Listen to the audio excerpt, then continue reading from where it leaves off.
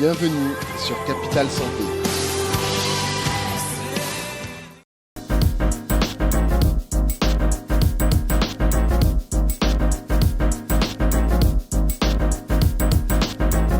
Nous sommes toujours au Rwanda dans le cadre de notre programme spécial pays et nous sommes en compagnie du docteur Isidore Tompen. Bonjour docteur. Bonjour madame et bonjour à tous vos téléspectateurs. Merci. Vous êtes gynécologue spécialisé en chirurgie mini-invasive. Vous êtes également enseignant assistant au département de gynécologie de l'université de Yaoundé 1. Docteur, combien d'années d'études après le baccalauréat faut-il pour devenir gynécologue? Merci madame pour votre question. Et donc pour être gynécologue après le bac, déjà il faut au Cameroun déjà réussir au concours de la faculté de médecine. Maintenant on a plusieurs facultés de médecine, mais avant c'était la faculté mère de l'université de Yaoundé 1. Donc il faut déjà être admis.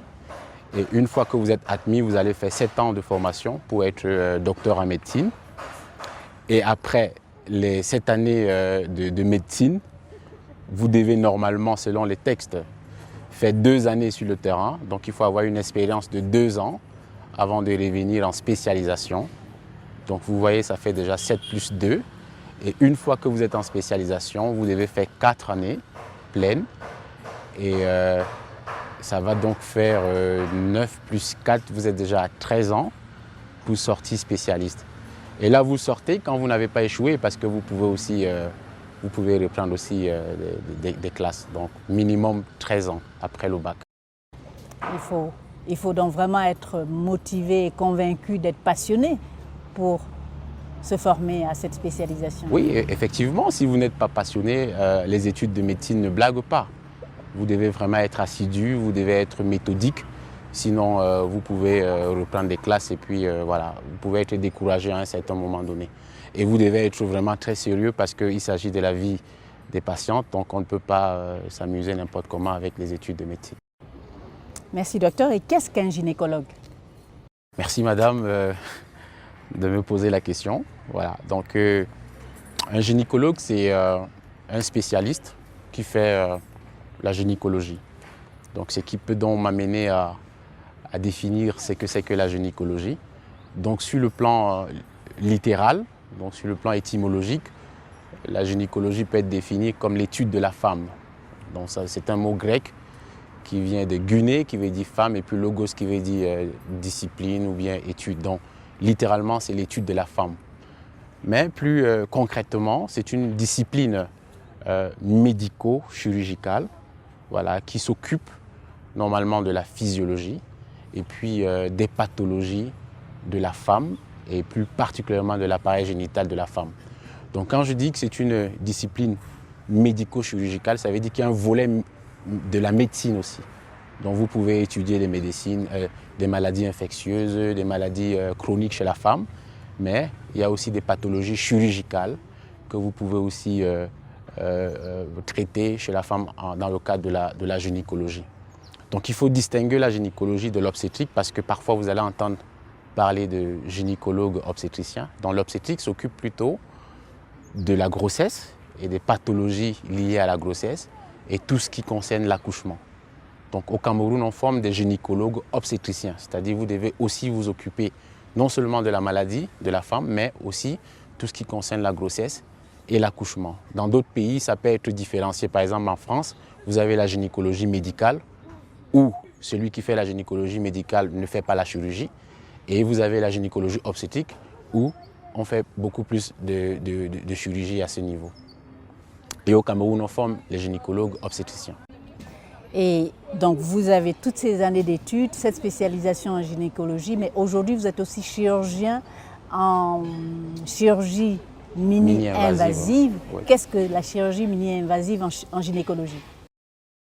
La chirurgie mini-invasive, en fait, c'est une révolution technologique déjà qu'il faut le dire, parce que à l'époque, on pratiquait la chirurgie, on ouvrait le ventre, ok, et donc à partir des années 40, avec en gynécologie beaucoup plus, avec le professeur Raoul Palmer, qui est l'un des pionniers en la matière, donc celui qui a développé la chirurgie mini-invasive en gynécologie en France. Et ses disciples Maurice Santambria ont continué son travail. Donc c'est une révolution technologique qui va donc consister à faire des chirurgies à travers des petits orifices, ou bien des orifices naturels, ou bien à travers des petites incisions, des petits trous pour permettre à la patiente de bénéficier de certains avantages. Donc en anglais, on appelle minimal invasive surgery, mais nous pensons que la bonne appellation c'est minimal access surgery, parce que c'est l'accès qui est minime, donc c'est l'exploration à travers des cavités naturelles ou bien à travers des petits orifices, donc qui va donc permettre en gynécologie par exemple, dans le cas de la cœlioscopie, d'aller explorer l'abdomen, d'aller explorer le ventre de la femme à travers des petits trous où on va introduire la caméra pour voir les organes internes et comme ça traiter les patientes sans littéralement les ouvrir le ventre comme ce fut le cas pour la chirurgie classique. Donc ce sont des nouvelles techniques qu'on apporte aux femmes pour le bien des femmes et donc qui consistent à utiliser des petits trous avec des caméras pour pouvoir aller soit diagnostiquer, soit traiter une maladie. Et comment vous avez connu le programme MIS et pourquoi vous avez choisi de vous spécialiser dans cette, dans cette technique? Alors, comment j'ai connu le programme MIS déjà? Moi, je suis un passionné de la chirurgie mini-invasive. J'ai été passionné dès mes années de médecine déjà. Donc, quand je faisais 6e année, quand je voyais les pionniers de la chirurgie mini-invasive au Cameroun, à savoir notre maître, le professeur Kassia, et puis ses élèves, le professeur Mboudou, et d'autres, quand je les voyais opérer, j'étais vraiment émerveillé par cette façon de faire et je n'avais qu'une seule idée dans la tête, c'est de faire comme eux. Donc, c'est l'une des raisons qui me pousse à faire déjà la gynécologie. Donc, quand je viens donc faire la gynécologie, j'entre encore en contact avec ces maîtres, dont je vois la manière d'opérer, la révolution, tout ça. Et donc, ça me motive, moi, parallèlement à fabriquer ce qu'on appelle un pelvic trainer. Donc un pelvic trainer, c'est un appareil de simulation que j'ai fabriqué avec des moyens locaux dont j'ai pu fabriquer et avec des petites pinces, j'ai donc commencé donc, à m'entraîner à la maison. Donc wow. J'étais tellement passionné et je me suis dit, après ma formation, il faudra que j'aille en France pour continuer, pour faire comme eux. Mais seulement je me suis renseigné, j'ai vu que les coûts étaient très, très élevés et de manière opportune, j'ai appris qu'il y avait un programme à Douala, à l'université de Douala, qui devait justement former les gynécologues. Et donc moi j'ai saisi dans cette occasion, même comme je ne remplissais pas certains critères d'inscription, bon, j'ai pu quand même voilà, m'inscrire quand même, parce qu'ils ont vu la passion que j'avais et tout ce que je faisais déjà. Et donc j'ai été retenu donc, parmi dans la première cohorte. Donc nous avons été formés grâce à la Belgique. Donc le projet avec l'ARES, en collaboration avec l'université de Douala. Donc j'ai été formé en 2000, je finis ma formation en 2019, donc de 2017 à 2019, donc je fais partie des lauréats de la première cohorte du master professionnel en chirurgie laparoscopique de Douala. Donc voilà, c'est comme ça que j'ai connu le projet et puis bon voilà, aujourd'hui nous sommes dans la même aventure dans un autre pays. Et quel est l'impact de cette formation justement dans votre quotidien? C'est ce qu'on apporte aux patientes. C'est les avantages qu'offre la chirurgie mini-invasive par rapport à la voie classique. Vous vous imaginez qu'on vous opère aujourd'hui, vous n'avez pas de cicatrice véritable, vous sortez après 24 heures d'hospitalisation, ça veut dire que vous reprenez vite le travail, vous êtes plus rentable, vous avez moins mal, vous dépensez moins des médicaments. Donc, en fin de compte, on se rend compte que ce n'est pas aussi cher que la chirurgie classique, vu ces avantages qu'on offre aux femmes à travers cette façon de faire la chirurgie. Donc, ça ne peut être que très impactant dans la qualité des soins qu'on donne à nos patientes. Mais figurez-vous, ce n'est pas que la gynécologie. Le minimal invasive surgery a plusieurs autres spécialités où on peut utiliser cette technique. Vous pouvez l'utiliser en urologie, vous pouvez l'utiliser en chirurgie digestive, en traumatologie, en neurochirurgie. Donc, ce sont des techniques vraiment qui ont complètement révolutionné la façon de faire la chirurgie. Et puis, on connaît aujourd'hui les avantages que cette technique a sur la chirurgie classique. Donc, ça ne peut être que bénéfique pour les patientes. Et dans le domaine de la gynécologie, dans quelles circonstances faites-vous recours à cette chirurgie? Alors, on peut avoir recours à cette chirurgie de plusieurs façons. Déjà, dans un but diagnostique, c'est-à-dire qu'on a des doutes sur un diagnostic, on veut poser un diagnostic. Je prends un exemple. Par exemple, vous avez une patiente en gynécologie qui a des douleurs pelviennes chroniques. Donc, on a fait tous les examens, on ne retrouve rien. Donc, vous vous dites, mais pourquoi ne pas faire juste un petit trou pour aller regarder l'intérieur? Peut-être que je peux trouver la pathologie. Alors, ouais. Docteur, oui. Je vous coupe. C'est quoi douleurs pelviennes? Les douleurs pelviennes, en fait, c'est des douleurs au niveau de la région pelvienne, c'est-à-dire au niveau du bassin de la femme. Vous pouvez avoir des douleurs. Ce qu'on appelle le bas-ventre. Voilà. Appelons ça comme ça, c'est-à-dire les douleurs au niveau du bas-ventre. Voilà. Donc, vous avez des douleurs dont on ne maîtrise pas l'origine. Et donc, en faisant cette exploration endoscopique, donc avec des petits trous et des petites caméras, on peut découvrir la maladie. Ça, c'est le volet diagnostic. Mais à côté du volet diagnostic, nous avons le volet thérapeutique. C'est-à-dire, vous avez une cœlioscopie opératoire. C'est-à-dire, on a vu la maladie, on a posé le diagnostic, on a vu la maladie. Et maintenant, on voudrait aller traiter la maladie. Donc, par voie cœlioscopique, on peut donc aller traiter la maladie sans ouvrir le ventre. Alors, de manière concrète, si, par exemple, je suis une femme, je n'arrive pas à accoucher, oui. Est-ce que vous pouvez trouver la raison par cette technique, par exemple? Ben oui, déjà, globalement, il faut déjà dire que l'infertilité est multifactorielle, c'est-à-dire que ça peut venir de l'homme, ça peut venir de la femme, et chez la femme, il y a plusieurs autres causes qui peuvent aboutir à cette infertilité, mais il y a des causes qu'on peut investiguer par voie mini-invasive, que ça soit. La particularité de la gynécologie, c'est que nous avons deux possibilités de faire la chirurgie mini-invasive. Donc, on peut faire la cœlioscopie, c'est-à-dire on va dans le pelvis, on va regarder les trompes, on va regarder l'utérus, on va regarder les ovaires, on va regarder s'il n'y a pas d'adhérence qui peuvent empêcher la communication entre tous ces organes génitaux-là. Cette communication est très importante pour la reproduction de la femme. Et puis de l'autre côté aussi, on a l'hystéroscopie, qui est quand même quelque chose qui n'est pas... Voilà, on ne parle pas trop de ça, mais c'est aussi une technique d'endoscopie qui va consister à entrer avec la caméra à l'intérieur de l'utérus de la dame, où on peut trouver des maladies, on peut trouver des myomes à l'intérieur de l'utérus, on peut trouver des polypes, on peut investiguer les causes d'un saignement. Donc effectivement, l'endoscopie, la chirurgie mini-invasive peut permettre, dans certaines conditions, de résoudre le problème d'infertilité, si le problème vient de la femme. Alors ça, c'est le côté diagnostic, par exemple. Mais côté traitement, quel type de maladie la chirurgie mini-invasive, pour un gynécologue comme vous, peut amener à apporter la solution? D'accord. Il y a plusieurs pathologies qui peuvent être diagnostiquées et prises en charge par cœlioscopie. Donc, on peut avoir la pathologie annexielle. Quand on dit pathologie annexielle, ce sont les annexes de l'utérus, donc tout ce qui est autour de l'utérus. Donc, ça peut être la trompe, ça peut être les ovaires. Au niveau de la trompe, on peut avoir des grossesses extra-utérines. Voilà. On a des grossesses extra-utérines qui peuvent être prises en charge par voie cœlioscopique. On peut avoir des kystes de l'ovaire. On peut avoir des torsions d'annexe, c'est-à-dire vous avez une masse au niveau de l'ovaire et ça fait à ce que l'ovaire rôde sur lui-même.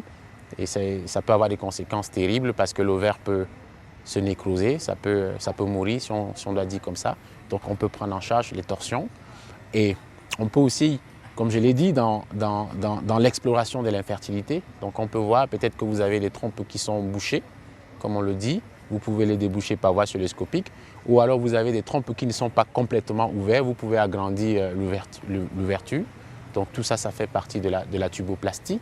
Vous pouvez avoir des chirurgies comme les chirurgies de l'endométriose, qui est une pathologie douloureuse reconnue. Donc vous pouvez prendre en charge par voie cœlioscopique. Vous pouvez avoir des chirurgies du prolapsus. Le prolapsus, c'est que parfois certaines femmes, à travers le vagin, voient peut-être une boule sortir. Ça peut être l'utérus qui sort, ça peut être la vessie qui descend. Donc toutes ces pathologies peuvent être traitées sans ouverture du ventre, c'est-à-dire par voie cœlioscopique. Et certains cancers aussi peuvent être traités par voie cœlioscopique. Donc il y a toute une batterie de pathologies qui peuvent être prises en charge par cœlioscopie. Et aussi les fibromes. Souvent en Afrique, beaucoup de femmes parlent de souffrir des fibromes, des kystes. Oui, mais les fibromes, déjà, il faut être déjà très habile. Déjà, il faut choisir, il faut avoir une bonne indication. Ce n'est pas tous les fibromes qu'on peut prendre en charge par voie cœlioscopique. Donc il y a des critères. Il y a des critères qui vous permettent d'aller opérer une femme des fibromes. Et le principal critère ici, c'est l'expérience du chirurgien. Voilà. Merci docteur, mais vous êtes également, comme on a vu, enseignant assistant au département de gynécologie de l'Université de Yaoundé 1 et formateur dans le programme Miss Rwanda. Oui. Comment êtes-vous passé d'apprenant, spécialiste et aujourd'hui formateur dans ce programme, d'où votre présence aujourd'hui à Kigali? Je vous remercie pour cette question. Donc, comme je vous l'ai dit, déjà dès le départ, je fais partie de la première cuvée, donc la première cohorte de gynécologues formés en chirurgie mini-invasive à l'Université de Yaoundé 1. C'est un projet qui a été piloté depuis la Belgique par l'ARES, donc, qui a financé le projet. Et ce projet a été suscité par le professeur Jacob, que nous connaissons tous.